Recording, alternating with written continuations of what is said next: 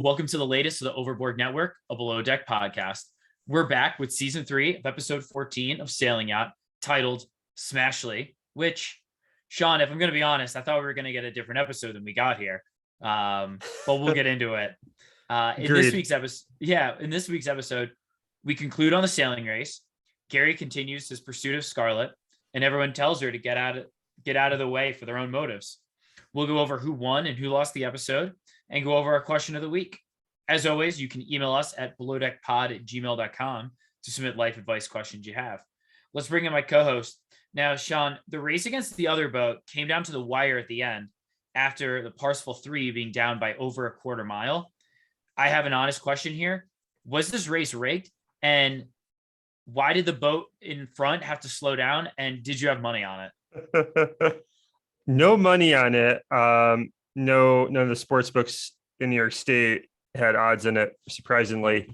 It was very convenient that the La Cativa just had jib troubles after they turned around. Because Captain Glenn's like, oh, they're going to smoke us because our boat's bigger. So, like, we're not going as fast. Who, if it was rigged, though, did Bravo pay the other captain and was like, hey, we want Captain Glenn to look like a stud right now? Like, I don't think Captain Glenn would have paid him because, like, maybe it helps the tip, but like their tip wasn't that huge anyway. So Sean, here's an old captain's code that I just made up. If you have guests on board, you're the boat that wins. Yeah, that's what it is. So next time, if Glenn doesn't have guests on board, but the other boat does, Glenn's gonna let them win. It's a tale as old as time. I think it was rigged. It was a little suspenseful for TV, but I think it was just because they had the guests. The other captain just he knew the rules. So it's kind of like golf etiquette thing. It's a captain's etiquette. Like, I'll let you win a race. Yeah. Because he was ahead. The La Cativa was ahead by 500 meters at one point. Yeah. How do you make that up? Insurmountable. Yeah. It's not a real thing. They just must have to stop. But yeah, similar. We think. I'm not a big conspiracy guy. The comeback was a little bit too perfect. It really was. So not that Captain Glenn can't sail, and we know Colin can sail, and Barnaby was doing stuff too. But there was a point there where like Glenn was just like talking to the crew, like not even like kind of racing. I don't know how, like in a big boat like that, I feel like it's not that like quick paced. Like it's not slow, but it's not like a crazy quick pace thing where, he was just he was like talking to the guests in the middle of the race. But you know what? I think the guests liked it. This was clearly like Captain Glenn like was clearly so happy that he was racing. Boats. Yeah. It was great TV, and you're right. The wind does most of the work. That's right. Not that I'm not saying Captain Glenn's not an athlete or sailors aren't athletes, but the wind does most of the work though, right? That's what's pushing the boat. Yeah. And that's all we know about sailing so far. So Sean, let's get into the episode a little bit. So after the race, so they drop the guests off. The women were nice. A little bit better than last time, the makeup of all of them. So enjoyed them on. And then Sean, really, Gary he talks with Colin a little bit about how he's going to handle the situation here, where Gary keeps putting himself in these situations. He's not a guy that goes looking for trouble, maybe, but trouble always seems to find him. So, he really has to have a talk with Ashley about before the night out, saying, listen, there's not an us. I don't want you to be like upset if like I'm going to pursue Scarlett, but Sean, what was your reaction to that conversation? Because obviously Ashley didn't want to be there. And I thought it was a pretty cringe. It was very cringe. Gary didn't need to do it. Now Gary had a good point when Ashley was like, hey, you flirt with everyone, Gary. And Gary goes, hey, you hooked up with Tom. Now, Tom, forgot about him. Yeah, right. Yeah, he was great TV too. I don't want Tom Horatio from the show. That's a good point. Now, obviously, that that didn't hurt Gary's feelings because Gary wasn't into her. I think, Gary just hooked up with her a few times when he was drunk. Yeah. I mean, I'm sure he thinks Ashley's hot. Like just like looks Yeah. wise, like not personality wise, right? Right. So weird conversation, bad conversation. And now that causes Ashley to storm off. And now she does tell Gary, I literally don't care. You can Scarlett can do whatever you want. And then she goes down and talks to Daisy and is like, hey, Scarlett thinks she's special. Like basically like all that. And like Scarlett overhears it, kind of interrupts them. And basically Gary's coming from behind now. Like start of the night. He's starting from that it hurt him, if anything, right? I mean, yeah. So I thought the intention maybe wouldn't have been best coming from Gary. I don't know, but like clearly Ashley needed to have some form of a talking to because she's ruining vibes of the nights. Yeah. Like, and I don't think it kind of stinks that because I don't think anyone else was going to have that conversation with her, but like she can't just continue to do what she's been doing up to at least the beginning of this episode where they go out, she gets drunk, kind of like does backhanded comments all night. And it's just kind of like annoying. And even Colin said, like, if you just continue to do this, she's just going to continue to go off. So I'm glad he had the conversation with her, but at the same time, I thought it was really weird. Now I feel like I'm going to contradict my entire point, but Ashley was kind of well behaved that night too. Yeah. Like she wasn't like it was Daisy, not her, that was trying to stop Scarlett and Gary from hooking up. Yeah. So I guess we'll get into that too. Yeah, I guess it's just focusing just on Ashley. Gary's conversation worked. Where it didn't work is because maybe the way he approached it, Ashley has a conversation with Daisy that Scarlett overhears. And now you got a Scarlett who's a little mad at Gary right now. And you got a Daisy all revved up. Yeah. And mad at Gary too. Yeah, it was interesting. There were a couple, and let's get into, let's just get into the dinner. We're here, right? Love to. So, Gary's putting the moves on, or trying to put the moves on Scarlett from the very beginning. A couple jokes about, let's just move our table over. I'll bring candles. Okay, John, what'd you think of that move? Because it didn't work at all. Loved it. I loved it. I liked it too. I thought like it was innocent. It was funny. Like, I don't think anyone can fault Gary for that, except the fact that it didn't work. I like the move. It's like a mid 2000s reality dating show move.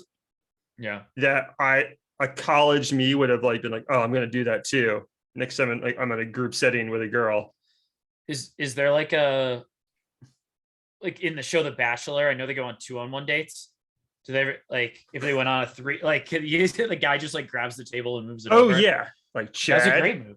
Chad would have definitely tried that. Man, that should be good. Yeah. So, but Scarlett's not into it. And John, I think most guys, if you try that move and the girl's like not into it, like we're gonna sit at our own table. John, I would have just cut my losses that night. It would have ruined the night for me. That's why you're not Gary. That's why I'm not Gary, because Gary doesn't feel shame, and he's just like he just keeps going. Respect to him there. Yeah.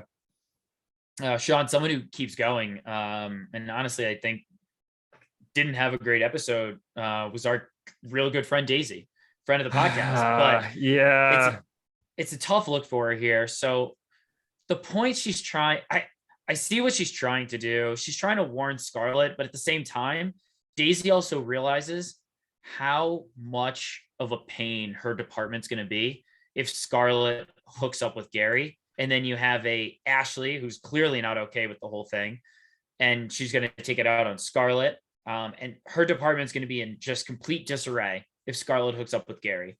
And so I think Daisy's trying to stave that off. At the same time, she's not really taking into effect the consideration that like Scarlett's an adult and like can do what she wants. And I feel like Scarlett got like really pissed at everybody for just telling her what to do for their own motives.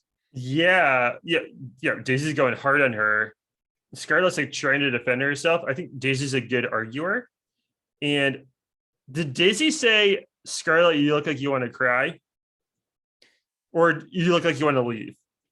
Because if someone's about to cry and you yell to them, oh, you look like you're about to cry, you cry instantly. I think she said something like, you're either gonna boil or explode. Yeah. Or leave or explode or something like that. I forget what it was, but I know like Daisy felt like really bad after the fact because she kind of realized the error of her ways here. Yeah. And look, I know people on social media, we get very sensitive to like bullying and everything like that. Hey, Kate and Hannah bullied every season they're on Below Deck. Like I hate to say it, it's just kind of part of the show. It's maybe you don't like it in real life, but it's kind of fun to watch sometimes if it's like not too toxic or anything. And Daisy felt bad and apologized afterwards. So Scarlett didn't really immediately accept it when they're having the cigarette. She's like, no, I should need some time to myself. But like when they got to the boat, she does like, they hug it out. It seems to be okay. But Daisy went hard on her. Yeah, man, I do love smoke breaks too. I don't even smoke, and I don't even smoke, and I love smoke breaks on the show. It's probably my favorite thing. John, have you ever dated a girl that smoked? I can't picture that for you. No, I feel like I've gone on dates with girls that smoke, but it didn't really go anywhere. Yeah, I think when in upstate New York, smoke breaks in the winter. You want to know brutal. No, they're brutal. It's not worth it for anyone. Especially if it like you having to walk outside with her every time, right? Yeah. Yeah. That would get old. Yeah. So I do think that there was an interesting character development here though, Sean. Barnaby kind of comes over to Daisy after, Scarlett just walked away pretty much done crying, but basically crying because kind of what Daisy said to her. And Barnaby comes over, and I think he's kind of like the voice of reason here a little bit. Yeah. Like, listen, you did what you could to like kind of warn her, but it's not. You kind of said your piece, but you got to let what happens here, which I thought was like really smart. Good Barnaby episode. I think he kind of gels with the cast well, or the crew well. Yeah. Like, and I don't know. Like I liked his conversation with Daisy. I mean, he likes her, right? Yeah, he definitely likes her. Because they also kiss in the cab ride home. Yep. He's basically like, I've been trying to flirt with you all week. Why don't we get any one-on-one camera time with Barnaby?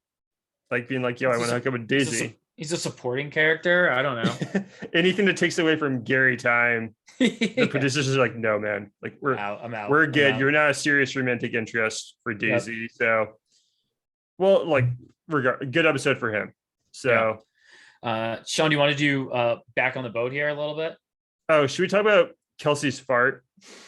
Oh yeah. You know what? I was actually going to talk about how much I enjoy the cab rides, but I mean, not that part, obviously, but yeah. So Kelsey farts. Everybody's just, oh, it's the worst. I don't know how much they were kind of playing it up, but ill-timed fart. Don't fart in the cab, Kelsey. Yeah. I feel like, John, one thing we have in common, neither of us like bathroom humor that much. No, it's not for me. I don't know if that means we're uptight or maybe this is how we were raised. I don't know. I have friends tell me be like, oh, Sean, you really don't like bathroom humor. I'm like, yeah, I guess I just don't. Yeah, I think the funniest fart was from Step Brothers when they're interviewing in the tuxedos and Dale John C. Reilly just has like a 15-second fart, but it's just more funny because you see his face the whole time. Yeah, it's where the reaction to the fart. Yeah, and then denying a fart when there are only 3 people in the room. Great movie. But yeah, I know it's not exactly our cup of tea.